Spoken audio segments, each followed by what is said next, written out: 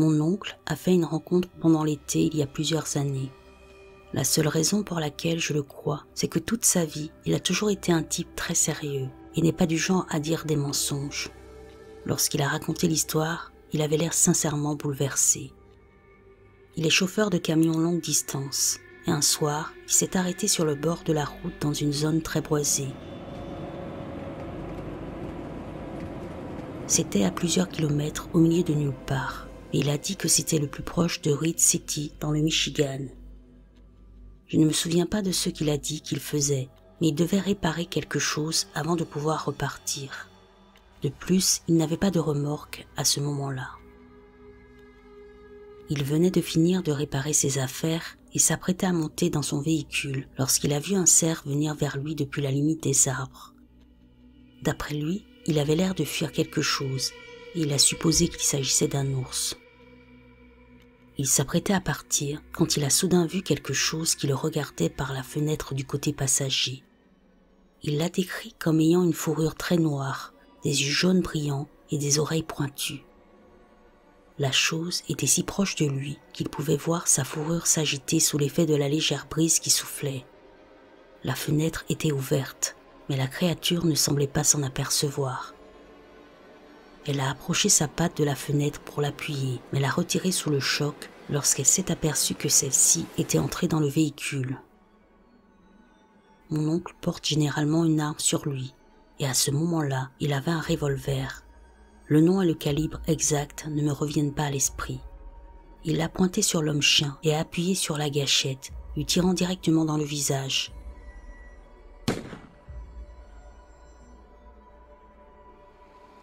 Finalement, le camion s'est mis à rouler suffisamment vite pour qu'il soit certain que la chose ne le suivait pas, au cas où elle aurait survécu au coup de feu. Il n'a pas pris la peine d'attendre pour le savoir.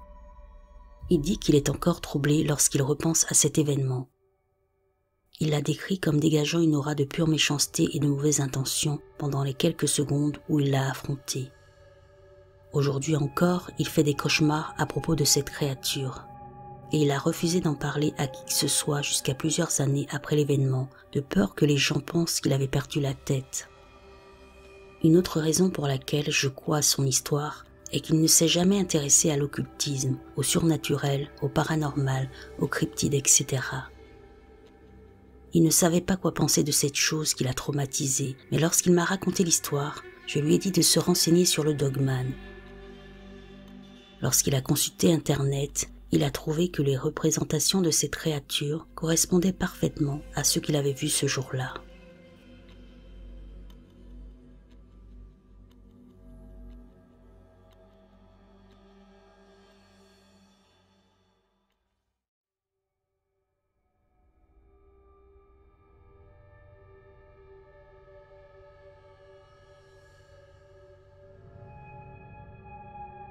Lorsque j'étais enfant, mes parents et moi vivions dans un petit mobil-home situé sur un terrain en face du cimetière local.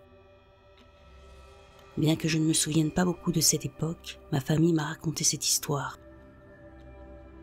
Une nuit, mon père et ma mère se sont disputés.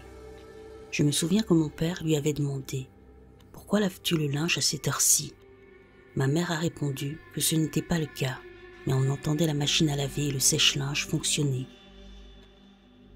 Un jour, en rentrant à la maison, ils ont paniqué parce que toutes les armoires et tous les tiroirs étaient ouverts. Ils ont supposé que quelqu'un s'était introduit dans la maison, mais rien n'a jamais disparu. Je me souviens qu'une nuit, des ombres sont entrées dans ma chambre et se sont tenues au-dessus de mon lit. J'ai pensé que c'était ma mère jusqu'à ce que, quelques instants plus tard, la lumière s'allume et qu'elle rentre pour voir comment j'allais.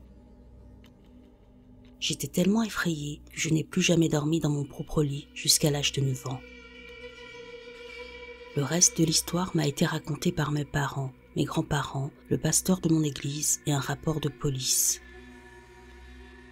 Un soir, mon père et ma mère étaient dehors en train de boire quelques verres et j'étais à l'intérieur en train de regarder la télévision. Je devais avoir 5 ou 6 ans. Soudain, ils m'ont entendu crier de douleur et ont couru dans la maison complètement paniqués.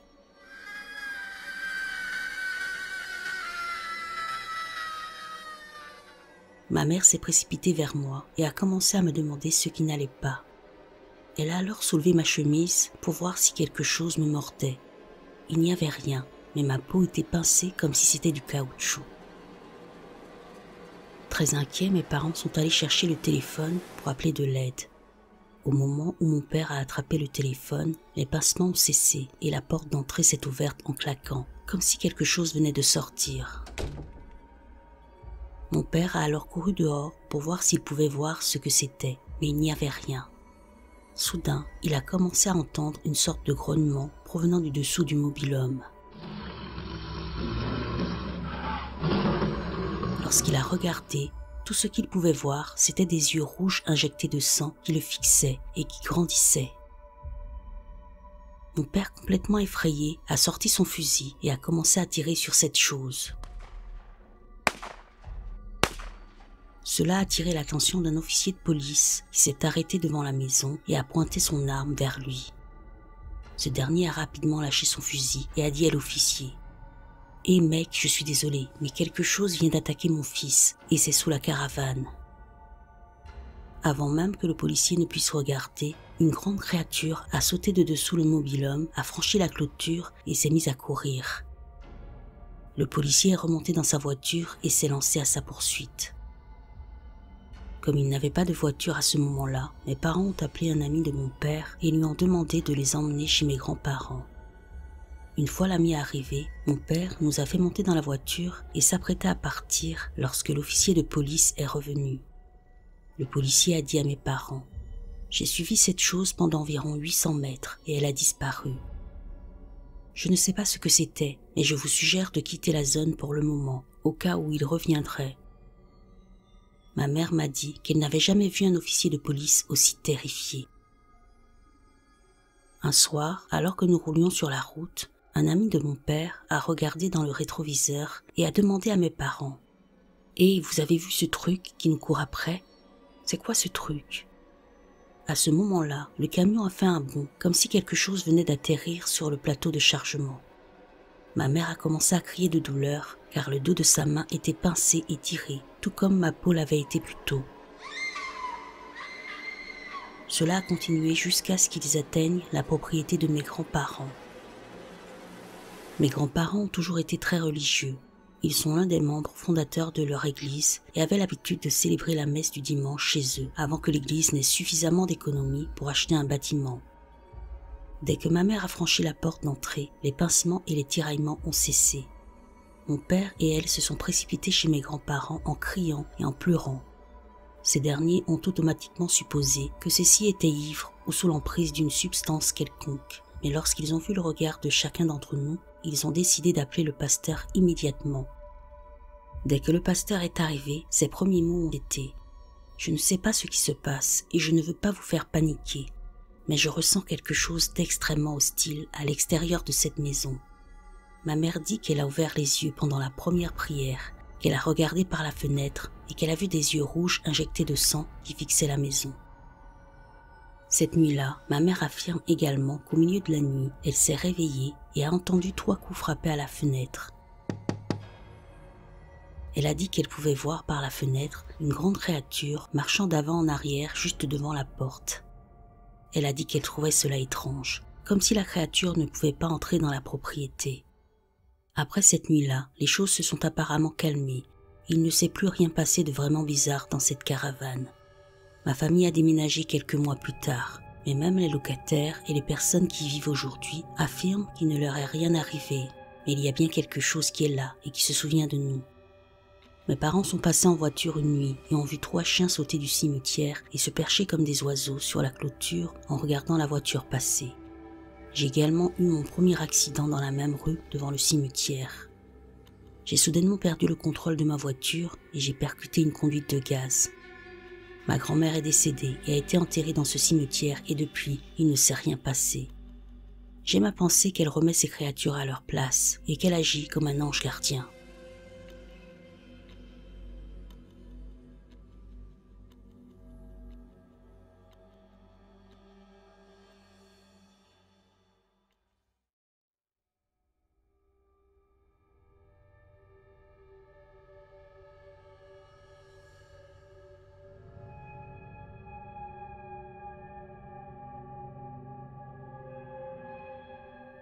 Il y a 18 ans, 3 amis et moi conduisions pour aller à une fête.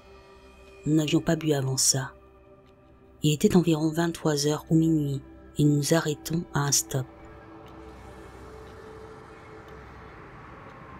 Mon ami qui conduisait ne savait pas dans quelle direction tourner, alors lui et un autre ami à l'avant essayaient de comprendre dans quelle direction aller. Nous nous arrêtons là pendant environ 15 secondes. Je regarde vers la droite et je vois ce qui ressemble à un chien sur la route. Il est probablement à environ 15 mètres de nous. Je suis nul pour mesurer la distance, mais je suis assez proche pour voir clairement la forme, mais pas assez près pour pouvoir distinguer les détails. L'animal était à 4 pattes. Je concentre alors mon attention sur mes amis devant, mais hors de mon champ de vision, je vois la créature se lever sur ses 2 pattes. À ce moment-là, toute mon attention est maintenant sur elle. Je crie « Qu'est-ce que c'est que ce bordel ?» et tout le monde se retourne pour le regarder. Il était grand et ses genoux étaient pliés vers l'intérieur. Il a commencé à marcher vers nous et s'est retrouvé sous un lampadaire, mais il n'y avait aucun signe distinctif. Pas d'yeux, pas de bouche, rien. Juste une silhouette noire solide. Effrayés, nous sortons de là le plus vite possible, et je me retourne pour voir la chose qui essayait de nous poursuivre, mais avec ses jambes déformées, il n'était pas capable de bien courir. Cela m'a dérangé pendant toutes ces années de me demander ce que c'était, et nous n'en avons pas vraiment parlé directement après ça. Nous avons tous perdu contact, mais il y a quelque temps, j'ai commencé à réfléchir à cet incident et à me demander ce qui s'était passé. J'ai envoyé un message à l'ami qui conduisait, et je lui ai dit « Et tu te souviens de cette nuit où moi, toi, un tel et un tel, nous sommes perdus en cherchant cette fête ?» Il y a immédiatement répondu. Et nous avons vu cette chose sur la route qui a essayé de nous poursuivre. Pour ma part, ses genoux pliés vers l'intérieur, c'est ce qui m'a le plus troublé. Je vis aux États-Unis dans l'est du Tennessee. Quelqu'un a-t-il déjà vu ça là-bas ?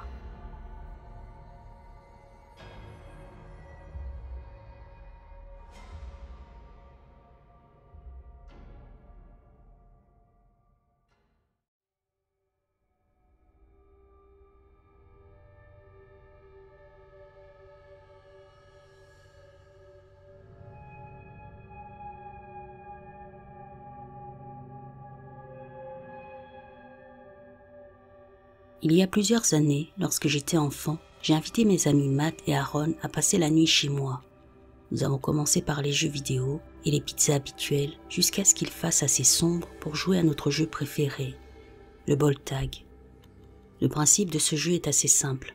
Il s'agit d'un jeu de cache-cache dans lequel il faut être touché par la balle pour être marqué. Nous étions jeunes, il était très tard, et le jeu du chat et de la souris nous mettait tous dans une ambiance surréaliste, comme si nous étions les personnages d'un film. Je ne vous ennuierai pas avec les événements normaux du jeu, mais finalement Matt et moi, nous sommes cachés dans le grand sous-bois sous ma terrasse qui domine mon jardin. À certains endroits, le sous-bois est si épais qu'il est difficile d'y marcher.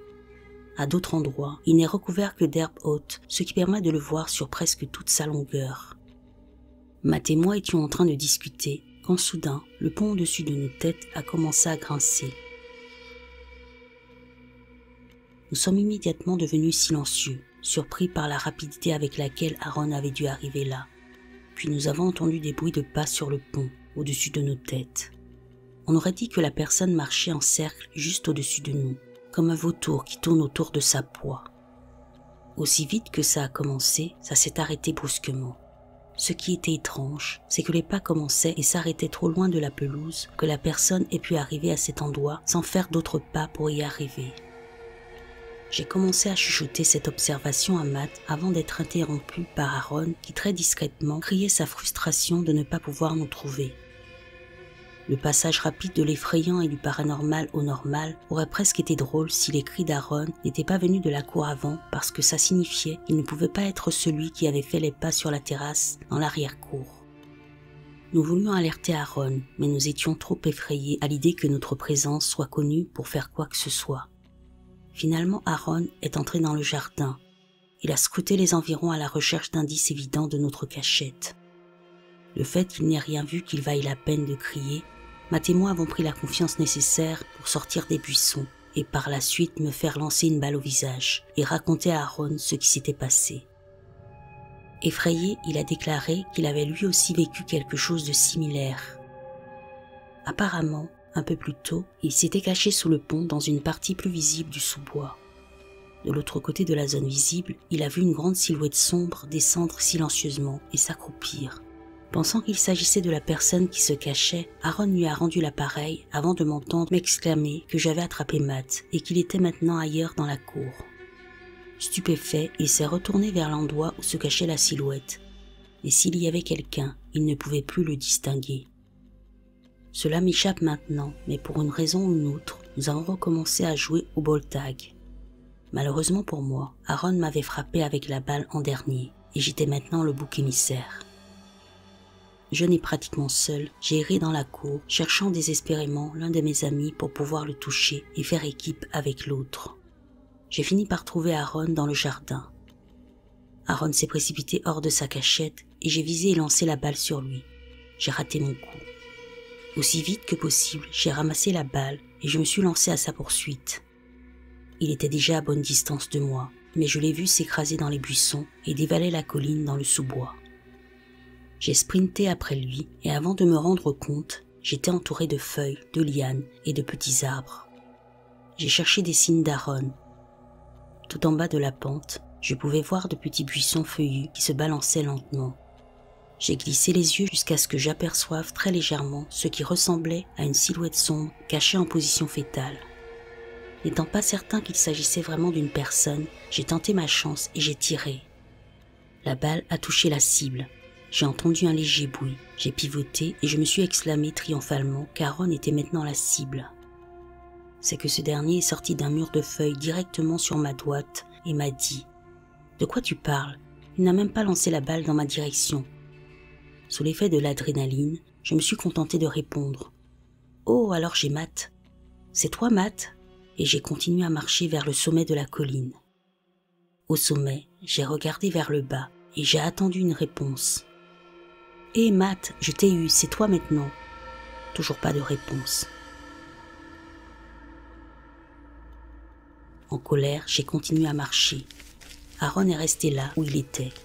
« Hé, tu es sûr que tu as quelqu'un ? Personne ne fait de bruit. »« Oui, je suis sûr. Si ce n'est pas toi, c'est Matt, il est juste stupide. Il se cachait dans cette zone de buissons sous le noyer. Va le chercher. » C'est à ce moment-là que j'ai tourné vers le coin de ma maison et que j'ai vu Matt se cacher à plat ventre sur mon trampoline. Il avait les yeux écarquillés car il avait entendu la conversation et savait ce qu'elle signifiait. Je me suis figé et je l'ai regardé dans les yeux. La peur m'a envahi comme une vague alors que je réalisais lentement ce qui était en train de se passer. « Aaron, sors de là, je viens de trouver Matt ici. Ce n'est pas Matt. » Sans dire un mot, Aaron a couru vers le haut de la colline. Matt s'est précipité hors du trampoline et j'ai raconté ce qui s'était passé exactement. Soudain, un son de gémissement misérable et bruyant a éclaté dans toutes les directions. En un instant, nous nous sommes retrouvés devant la porte de ma maison, mais à notre grand étonnement, elle était fermée à clé. J'ai crié pour courir vers l'entrée latérale. Nous étions en pleine panique. Nous avons pratiquement défoncé la porte pour entrer. Nous avons chacun pris des couteaux dans la cuisine et verrouillé tous les points d'entrée possibles. Au bout d'un moment, nous avons commencé à parler de ce qui s'était passé. J'ai dit que même si j'étais sûr d'avoir vu quelque chose quand j'ai lancé la balle, j'avais pu me tromper. En fait, je commençais à me demander s'il ne s'agissait pas d'une farce élaborée et s'il n'avait pas invité une quatrième personne pour venir m'effrayer pendant le ball tag. Cependant, mes soupçons ont été rapidement balayés lorsque j'ai vu l'état dans lequel se trouvaient Aaron et Matt. Aaron a dit que nous devrions courir jusqu'à sa maison. Il n'était pas très loin, mais il a rapidement écarté cette idée parce qu'elle signifiait sortir. Matt m'a demandé plusieurs fois de réveiller mes parents, mais j'ai refusé parce que je pensais plus ou moins que j'étais un grand garçon maintenant, que je pouvais m'occuper de mes propres problèmes et que je ne voulais pas avoir l'air d'un enfant stupide aux yeux de mes parents. Ils étaient tous les deux super paranoïaques et je savais qu'aucun d'entre eux ne savait ce qui se passait.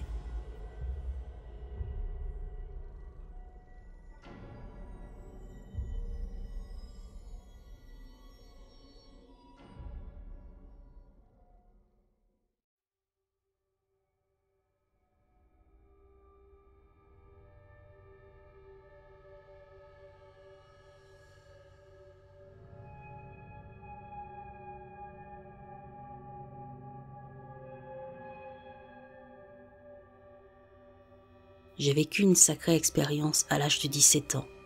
J'ai maintenant 26 ans, mais les événements qui se sont déroulés restent à jamais gravés dans ma mémoire, comme s'ils s'étaient produits hier. Mon père et moi avions décidé d'aller chasser le week-end dans la cabane de ma famille. La cabane est située sur un terrain de 110 acres au milieu de la forêt nationale de Mark Twain. Nous avons embarqué le vendredi matin et avons pris la route jusqu'à la cabane. Elle est extrêmement isolée. La maison la plus proche est à environ 16 km. La cabane se trouve dans une clairière et est entourée d'une forêt assez dense de tous les côtés. Nous sommes arrivés là-bas vers midi. Nous avons fait le plein du générateur électrique et l'avons branché, puis avons décidé que ce serait le bon moment pour déterminer où nous voulions installer notre affût à chevreuil et le mirador que nous allions apporter. J'ai décidé d'aller chercher un bon endroit pour l'affût et mon père a décidé d'aller installer le mirador dans une autre partie des bois. J'ai suivi un petit sentier à travers les bois sur une bonne distance et j'ai trouvé un bon endroit. J'ai passé un peu de temps à l'installer et à le sécuriser pour qu'il soit prêt à être utilisé dès le matin. Alors que je terminais, je me suis rendu compte que quelque chose m'observait depuis la ligne des arbres à environ 25 mètres. Au début, c'était juste une sensation de malaise. Les poils de ma nuque se hérissaient. J'apercevais quelques mouvements. Soudain, j'ai vu quelque chose sortir de derrière un arbre, puis reculer, et j'ai entendu un grand bruit de fracas alors qu'il s'enfuyait dans la direction opposée. Cela m'a d'abord fait peur, mais comme je n'ai pas pu bien voir, j'ai fini par me convaincre qu'il s'agissait d'un cerf ou d'un autre animal sauvage. Je suis retourné à la cabane et j'ai raconté l'histoire à mon père. Nous avons préparé le dîner, nous avons raconté quelques conneries et nous nous sommes endormis vers 21h. Vers 1h30, nous nous sommes réveillés en entendant un grand fracas. On aurait dit que quelqu'un avait jeté une grosse pierre sur le toit de la cabane. Nous nous sommes levés et avons écouté pendant quelques minutes, mais nous n'avons rien entendu d'autre que le silence de la nuit, parfois interrompu par le hurlement du vent à l'extérieur. Après quelques minutes, nous avons pris nos armes. Mon père a pris un projecteur et nous sommes sortis. Il n'y avait rien. Nous avons fini par penser qu'il s'agissait d'une branche d'arbre ou autre et nous nous sommes rendormis. Nous nous sommes levés vers 5 heures. Je suis allé à l'affût et mon père est allé au stand qu'il avait installé. Je suis resté jusqu'à environ 8 heures du matin sans aucun incident. Un peu plus tard, j'ai décidé d'aller au stand pour cerfs et mon père voulait essayer l'affût. Nous avons expliqué l'un à l'autre où nous nous étions installés et nous sommes partis. Mon père avait installé le stand au bord d'un petit champ près d'un ruisseau à environ 20 minutes de marche. J'ai décidé de laisser le 4x4 car je ne voulais pas effrayer le gibier potentiel dans la région. J'ai fini par trouver le stand, j'y suis monté et je me suis installé.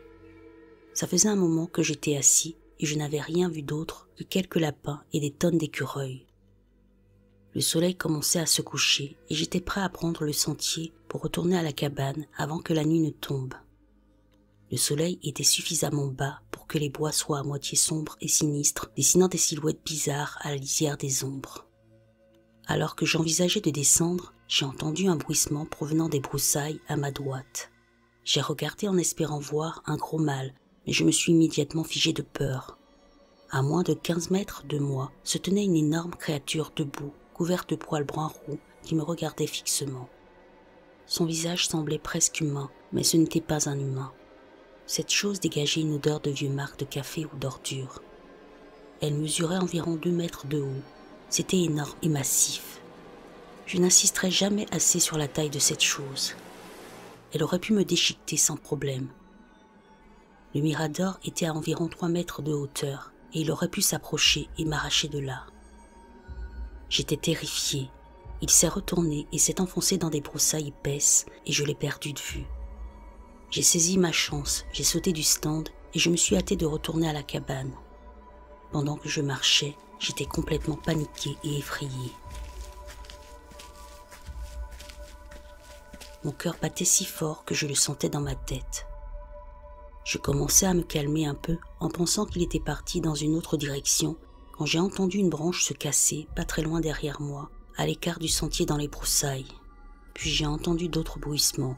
Il me suivait. J'ai commencé à courir et je l'ai entendu me suivre juste hors de vue dans l'obscurité des bois. Je regrettais vraiment de ne pas avoir pris le 4x4. Je l'ai entendu se rapprocher, j'ai paniqué. Et contre mon meilleur jugement et une décision que j'allais immédiatement regretter, je me suis retourné et j'ai tiré dans la direction du bruit en pensant que je pourrais peut-être l'effrayer. Il s'est mis à hurler. Mon cœur a fait un bond de 10 battements. Je me suis retourné et j'ai commencé à sprinter aussi vite que possible. Je l'ai entendu sortir, traverser le sentier et s'enfoncer dans les bois de l'autre côté du sentier tout en continuant à me rattraper. Je ne me suis jamais retourné pour regarder. Mon cœur battait à tout rompre. J'étais complètement paniqué et terrorisé. C'est alors que j'ai entendu le bruit du 4x4. J'ai continué à courir. Cette chose était derrière moi. Je suis toujours en plein sprint et je peux entendre le 4x4 à pleine vitesse se diriger dans ma direction. Au moment où j'étais certain que cette chose allait m'attraper, mon père est apparu avec le 4x4 et avait l'air aussi effrayé que moi. J'ai sauté dans le véhicule et on s'est dirigé vers la cabane. Arrivé là-bas, nous avons rapidement rassemblé nos affaires, choisi de laisser le stand et l'affût et nous nous sommes tirés de là. Sur le chemin du retour, mon père m'a dit qu'alors qu'il s'approchait de moi sur le sentier, il a vu la créature qui me poursuivait. Quand elle l'a vue sur le 4x4, elle s'est enfuie dans les arbres. Je crois que si mon père n'était pas venu, je ne serais pas en train de raconter cette histoire. Nous en avons un peu parlé sur le chemin du retour, mais nous n'en avons plus reparlé par la suite. Ce fut l'expérience la plus terrifiante de ma vie. Je l'entends encore hurler et gémir, et j'en ai des frissons dans le dos. Depuis, je ne suis plus allé dans les bois, et je ne suis jamais retourné à la cabane.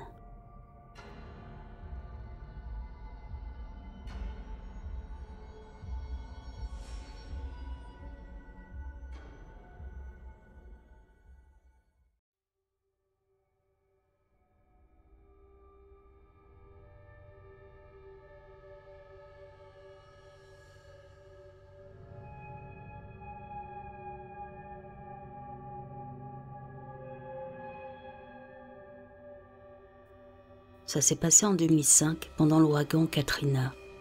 J'habitais dans le centre du Michigan. Je rentrais du travail vers 23h quand j'ai cru voir un ours sur le bord de la route. L'ours était au bout de la longue allée de quelqu'un, en train de fouiller dans ses poubelles. Il était directement sous la lumière de la cour. J'étais excitée parce que nous n'étions pas censés avoir d'ours dans le coin et je n'en avais jamais vu. Alors je me suis arrêtée à environ 4 mètres de lui pour mieux le voir. Mais en regardant bien, j'ai immédiatement réalisé que ce n'était pas un ours. Il avait une fourrure courte et brillante, un peu comme un cheval ou un doberman. Il était parfaitement propre et très musclé. Je pouvais voir ses muscles bouger sous sa peau alors qu'il fouillait dans les poubelles. Je ne pouvais pas encore voir son visage, donc j'étais confus.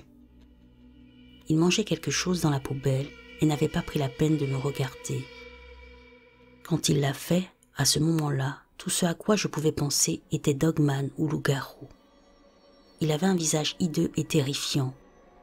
Les gens disent que le Dogman ressemble à un berger allemand. Pas cette chose, il était plus proche d'un hyène que d'un berger allemand. Il avait des yeux rouges qui brillaient de leur propre éclat et des dents qui auraient été plus à l'aise sur un poisson lanterne que sur n'importe quel être vivant sur Terre. Je l'ai regardé fixement pendant ce qui m'a semblé une éternité, parce que je m'attendais à réaliser que ce que je voyais était un effet de lumière. Puis il a commencé à se lever. La peur primaire a pris le dessus et j'ai appuyé sur l'accélérateur et pris la fuite. Je n'ai toujours aucune idée de comment un être vivant peut avoir des dents comme ça. Je veux dire qu'elles étaient ridiculement énormes, si énormes que je ne sais même pas comment ils pouvaient les utiliser pour manger. Il s'est avéré que ce que je pensais être le profil latéral d'un ours au bord de la route étaient en fait les épaules de cette énorme créature. Il me faisait face, il avait la tête baissée dans la poubelle et je regardais ses épaules de face. Ses épaules étaient aussi larges que le profil latéral d'un ours noir. Jusqu'à maintenant, je n'avais raconté cette histoire qu'à mon ex-mari et à ma grand-mère. Aucun des deux ne m'a cru.